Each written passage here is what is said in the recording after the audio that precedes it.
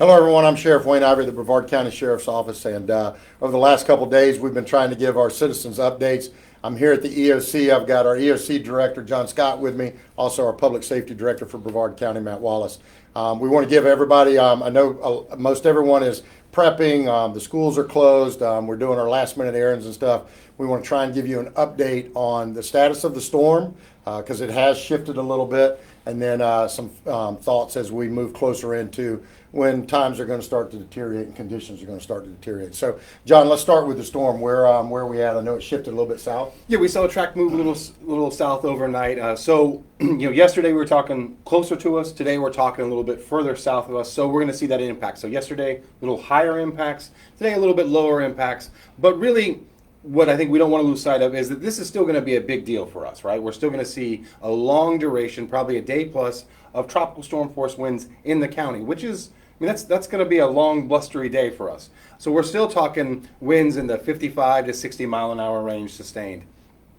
Gusts in the 70 mile an hour range. And if you've been out today, it's already a little bumpy and it's just going to continue to deteriorate throughout. We're still talking rain that gives us flooding concerns. So 3 to 4 inches, countywide, areas that are going to see 6 to 8 plus. And again, we know we can't take a lot of water already. So we're watching those kinds of things. Really want folks to, as we talked about, make those final steps and get ready as we go into this. And we talked about it yesterday, right? Really taking this as serious as we can. Absolutely. So essentially, with it shifting a little bit further south, we're talking about a little bit less wind. We're talking about a little bit, possibly a little bit less rain. Yep.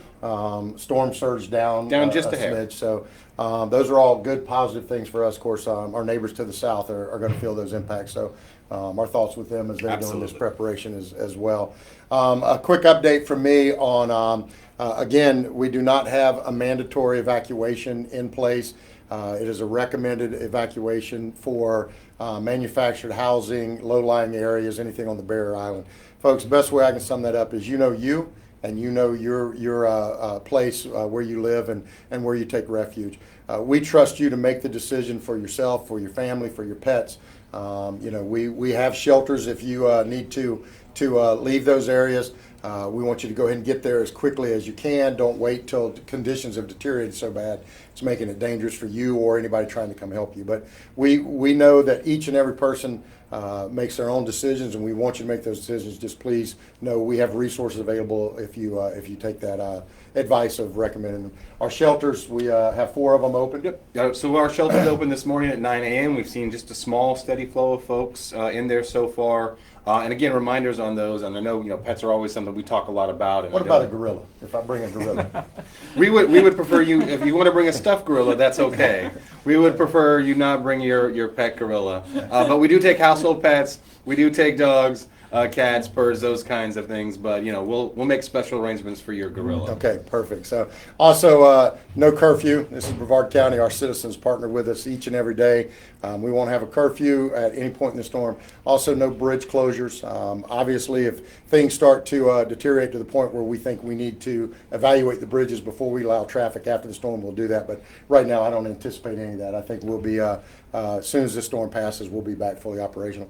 Matt, we've got some government closings still. I know our schools are closed all the way through the weekend now because Veterans Day was Friday. So yes, sir. Is that still standard? Yes, sir, Sheriff. And thank you, Sheriff. And thank you, Brevard County, again for tuning in to us. These are our opportunities to get you information to make great decisions for your family. I love what you say. It takes a community to protect a community, and that's what we're all about. But yes, sir, for closures, government will be closed today and again tomorrow. The schools will be closed today and again tomorrow. And when we talk about local government closures, solid waste, the refuse collection, that'll be closed today and tomorrow. Air transit will be closed today and tomorrow. With really most of those things coming back up online on the holiday, the normal services will probably start happening then.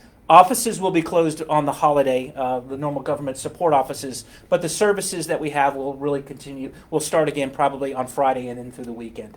I got an interesting social media question that was fired at me that, what does county government do when county government closes? Well, I promise we don't all go home and go to sleep and just take it off.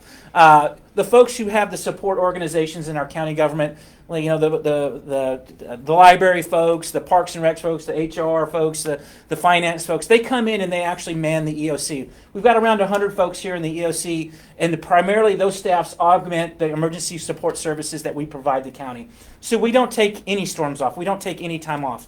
I know the sheriff's office and public safety, we're really the visible part of what we do because we're on the job 24/7. But the support staffs across the county, if you see any of those, know any of those folks or see any of those folks, please give them a thank you because they're in this weekend, they're in today, they're in tonight, they're on 24/7 operations with us to provide those support services that we need in an emergency situation. So, Yeah. Then they're also in our shelters, right? I'm So sorry, our county staff in is our also shelters. supporting our staff. Yes, sir. Law enforcement is there, so they're out it is cleaning a ditches, they're it's cleaning a round the gutters. clock kind of thing. This is really when, as you know, sir, this is when we go in and we shine. This is when we make our money. This is when You we know, do our stuff. and if you've never been to the EOC, all of the ESF platforms, there's everything here from medical to waste to public works to power and light, animal services, Everything. has a station here that's all operating. Yep. Once John makes the decision to do a full activation, all of those crews come in and are augmenting the services for the county. So Yes, sir. it's actually pretty amazing to watch John and his team as they put all this together and make sure that all of us are safe in our community. So our final thoughts for you as we get a little bit closer to the time of the storm. And John, what time do you think we'll start seeing those? So I think we'll start to see, like we've been talking about, so midday today in that 2 p.m. to 4 p.m., we'll really see that arrival of tropical storm force winds, so 40 mile an hour plus, and then continuing to slowly deteriorate throughout the day, throughout the night, into the morning. Probably the heaviest stuff's going to be here early morning to, like the overnight hours to early morning, just a little after sunrise, and then hopefully start to get a little better throughout the day, and then by tomorrow evening, really seeing conditions improve. All right, excellent. So just do your final preps. Make sure that you have everything you need, not only for you, but also for your pets. Any medications, water, food, stuff like that.